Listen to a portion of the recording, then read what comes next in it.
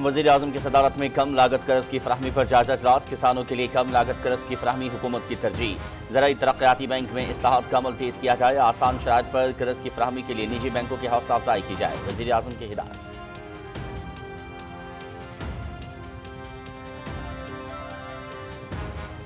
9 مئی مقدمات انسداد دہشت گردی عدالت فیصلہ آباد سے سزا یافتہ ارکان پارلیمنٹ نااہل قرار، الیکشن کمیشن سے نوٹیفکیشن جاری۔ قومی اسمبلی میں قائد حزب اختلاف عمر ایوب اور سینٹ میں قائد حزب اختلاف شبلی فراق نااہل، سرتاج گل، حیدر علی، صاحبزادہ حامد رضا، رائے حسن نواز بھی نااہل قرار۔ انصر اقبال، جنید افضل شاہی، مرتضی اقبال کی نااہلی کا نوٹیفکیشن بھی جاری، نشستیں خالی قرار۔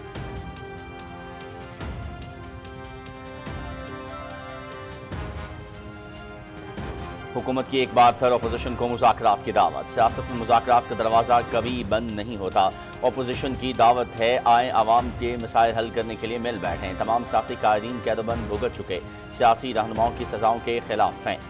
وزیر قانون اعظم نذیر تارڑ کا قومی اسمبلی میں اظہار خیال۔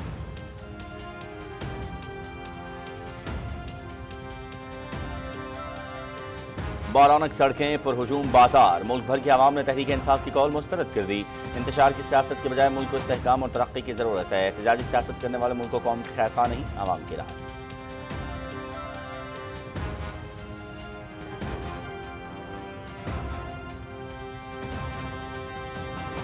یوم آزادی کی تیاریاں عروج پر، جوش و جذبہ دیدنی، مارکہ حق میں پاکستان کی تاریخ ساز فتح اور بھارت کے ذلت آمیز شکست نے اس بار یوم آزادی میں نئے رنگ بھر دیے، پوری قوم اپنی مسلح افواج کے شانہ بشانہ وطن عزیز کو ناقابل تسخیر بنانے کے لیے پرعزم۔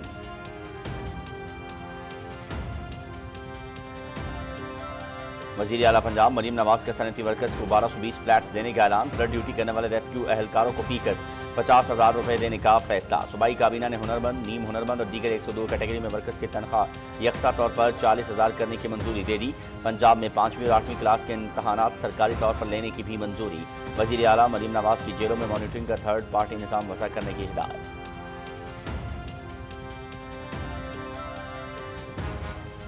صدر ٹرمپ کا بھارت پر عائد کردہ 25% ٹیرف میں مزید بڑے اضافے کا اعلان، نئی دلی اچھا تجارتی شراکت دار نہیں رہا، روس سے تیل خرید کر یوکرین میں جنگ کو ہوا دے رہا ہے، امریکی صدر کا CNBC نیوز کو انٹرویو، ٹرمپ کی سخت معاشی پالیسی پر گودی میڈیا بوکھلاہٹ کا شکار، امریکہ صدر پر سخت تنقید، ٹرمپ کو ذہنی مریض، خود پسند اور نااہل قرار دینا شروع کر دیا۔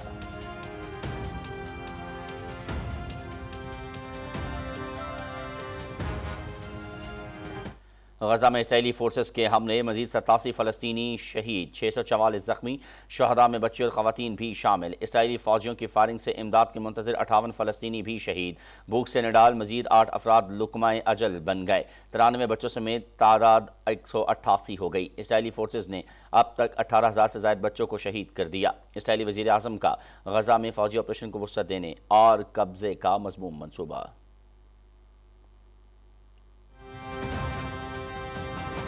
ملک کے بالائی اور وسطی علاقوں میں 8 اگست تک شدید بارشوں کے باعث ممکنہ سیلابی صورتحال کا الرٹ جاری، اسلام آباد اور راولپنڈی کے گرد و نواح میں موسلادھار بارش، اسلام آباد کے نشیبی علاقے چٹھا بختاور میں شہریوں کو شدید مشکلات کا سامنا، مختلف شہروں میں بارش، دریائے چناب میں مرالہ، خانقی، قادرآباد اور دریائے جہلم میں منگلا کے قریب درمیانے سے اونچے درجے کے سیلاب کا خدشہ، سوات اور پنگورہ کے ندی نالوں میں بھی طغیانی۔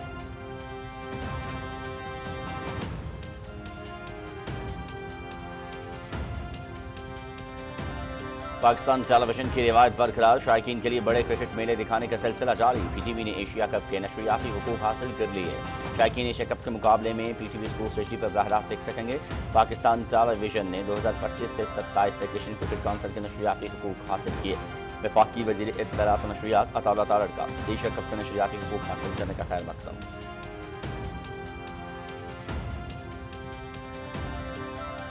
اور ویسٹ انڈیز کے خلاف ون ڈے سیریز قومی اسکواڈ فلوریڈا سے ویسٹ انڈیز پہنچ گیا، کھلاڑی آج ٹریننگ سیشن میں حصہ لیں گے، پاکستان اور ویسٹ انڈیز کے درمیان 3 ون ڈے میچز کھیلے جائیں گے، پہلا میچ 8 اگست کو شیڈول۔